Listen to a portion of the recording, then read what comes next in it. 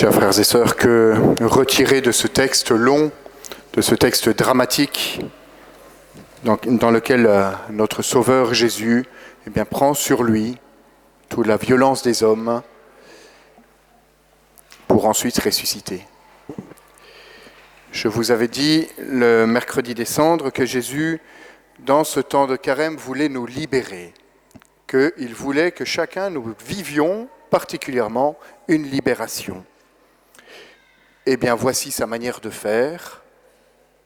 Il prend sur lui les conséquences de notre péché. Il prend sur lui notre péché pour que nous en soyons libérés. Ce péché qui nous entraîne, qui nous enchaîne, Jésus le prend sur lui.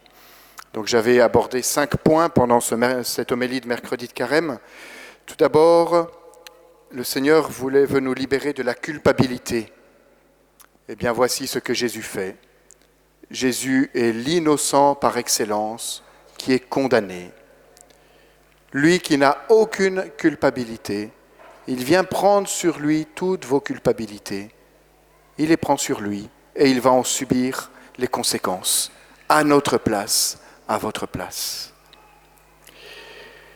Ensuite, le Seigneur veut nous libérer de la rancune et de la colère. Et voici que nous voyons dans cet évangile, dans ce récit de la Passion, Jésus qui prend sur lui toute la violence des hommes, la nôtre aussi, notre violence, notre rancune, notre colère. Jésus ne la prend pas pour la renvoyer sur les autres. Jésus la prend et l'assume jusqu'au bout, jusqu'à la mort. Et par là, il vient vous en libérer. Jésus a pris sur lui votre rancune, votre colère, et vous en êtes libre. Jésus vient vous libérer de la peur de beaucoup de choses qui vient de beaucoup d'éléments dans nos vies qui nous empêchent de bouger, qui nous paralysent, qui nous empêchent de vivre notre vie de chrétien, qui nous empêchent d'annoncer. Eh bien Jésus, lui, il est exposé à la vue de tous sur la croix.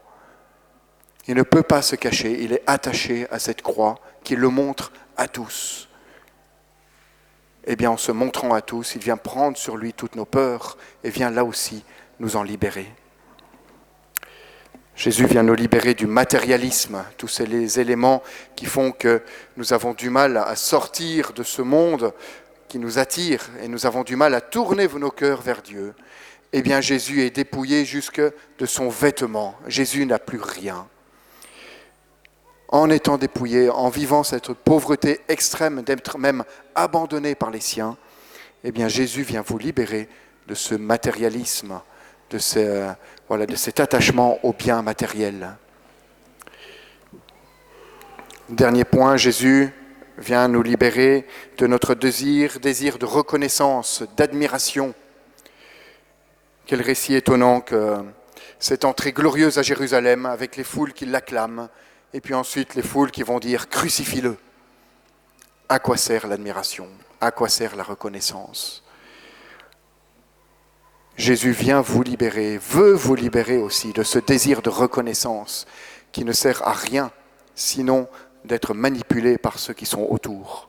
Jésus veut vous libérer de cela aussi. À travers sa passion, Jésus nous libère de toutes ces chaînes que nous avons. Il le fait réellement.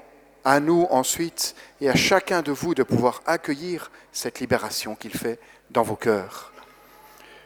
Pendant cette semaine sainte, je vous propose tout simplement de garder en mémoire ce récit de la Passion.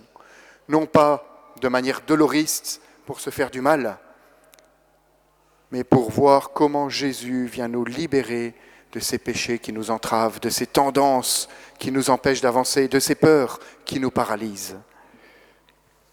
Seigneur Jésus, nous te rendons grâce de cette passion que tu vis pour nous, par amour pour chacun de nous. Jésus, donne-nous dans cette semaine sainte de pouvoir contempler cette œuvre de libération que tu fais en nous. Donne-nous de pouvoir accueillir ce que tu veux faire en chacun de nous. Amen.